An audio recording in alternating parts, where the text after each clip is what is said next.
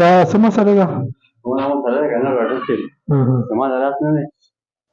درد دی پکې درد پکې دی او دا شرط هم کوي چې حالات مو تس نه دي دغسې دی ښه ته شاته هم نه ځي داسې لږ شا داسې شه ښه نو بره نه ځي لکه بره نه شي ښه ښه او د سټ د دې طرف ته راتاویږي نوره خوا نه ځي لکه ښه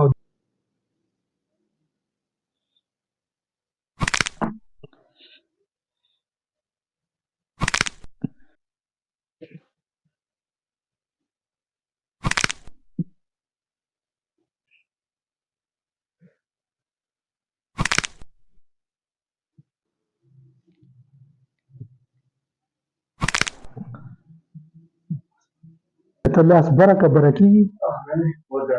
ښه شاته بوځي شاته ځي اوس څه مسله خو نشته بره یې که بره بوځه او سټ دی داسې تاو که تاویږي. السلام علیکم ورحمت الله. د دې مریض دا اولی چې دی په دې کې دا دوه مهرې چې دی دا T2 او T3 ورته وایي د خپل ځای نه خوځېدلې وه نو د هغې د وجې نه د ده دا لاس چې دی نو بره نه تلو او بل په دې سټ مهره یې C3 ورته وایي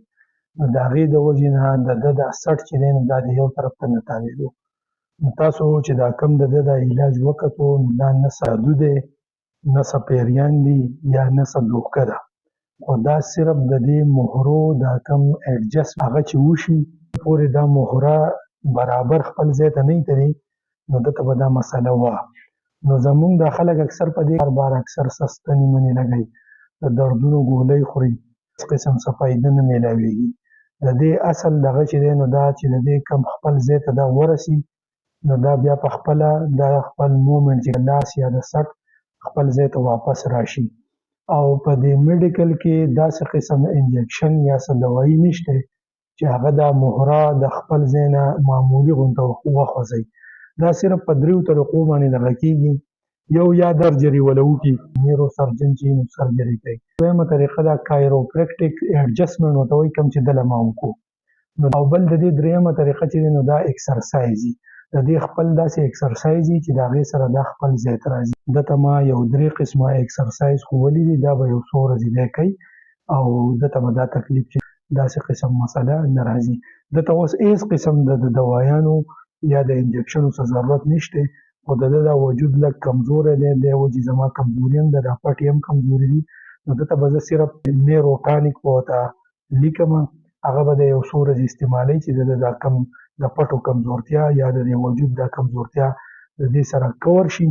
نور دی به هېڅ قسم د دردونو ګولۍ یا ستن ته څه ضرورت نشته. که دا ویډیو ستاسو خوښه شوي نو دا لایک کوئ د خپلو ملګرو سره شیر کوئ او د هیلث حوالې سره که داسې قسم ویډیوګانو کې تاسو انټرسټډ یئ نو زما دا پیج فالو کوئ. والسلام.